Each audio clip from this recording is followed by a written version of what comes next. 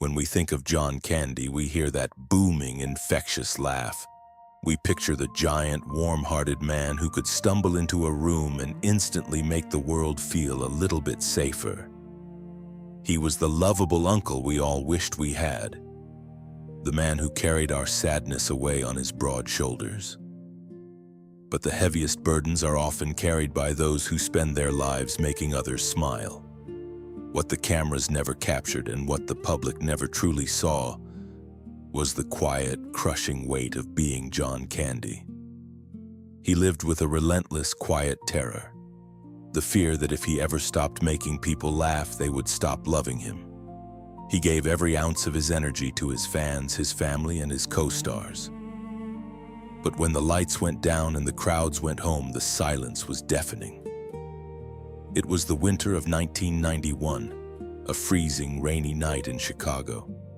The film crew had wrapped up for the day, leaving the massive soundstage cold, dark, and hollow. Everyone had rushed home to their warm living rooms and their families.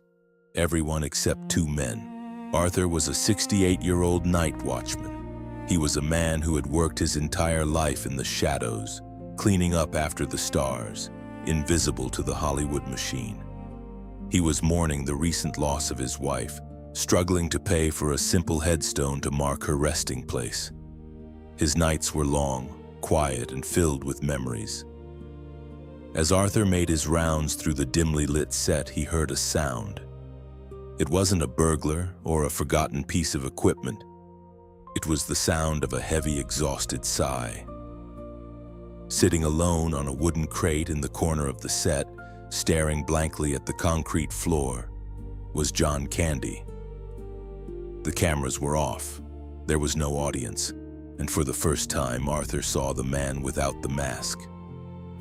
John's shoulders were slumped, his face pale and lined with an exhaustion that went far deeper than a long day of filming. He looked completely, utterly defeated. Arthur didn't ask for an autograph. He didn't tell a joke. He simply walked over to the coffee machine, poured 2 cups of cheap, bitter black coffee, and walked toward the biggest star in the world. "A long night, Mr. Candy?" Arthur asked quietly, holding out the paper cup. John looked up. His eyes, usually sparkling with mischief, were red and brimming with unshed tears. He took the cup with a trembling hand. "Please, just call me John," he whispered. For the next 2 hours, there was no movie star and no janitor. There were just 2 tired men sitting in the cold, sharing the weight of their lives. John didn't talk about millions of dollars or box office hits. He talked about his anxiety. He talked about the panic attacks that would grip his chest before every single take. He confessed to Arthur that he felt like a fraud, constantly terrified that he wasn't good enough, that he was just a fat man people laughed at. And Arthur listened. Then Arthur shared his own quiet tragedy. His wife, the empty house, the headstone he couldn't afford. John didn't offer empty pity. He just reached out, placed his massive warm hand on Arthur's shoulder and squeezed gently. 2 days later, Arthur arrived for his night shift. The set was bustling. John was back to being the laughing, larger-than-life character, entertaining the crew. As Arthur walked into his small locker room, he found a plain white envelope sitting on his chair. Inside was a cashier's check, enough to cover the most beautiful headstone in the cemetery, with a small, handwritten note that simply read, "To Arthur, a good listener, from a friend. Keep the coffee warm." John Candy never told anyone about it. He never called the press.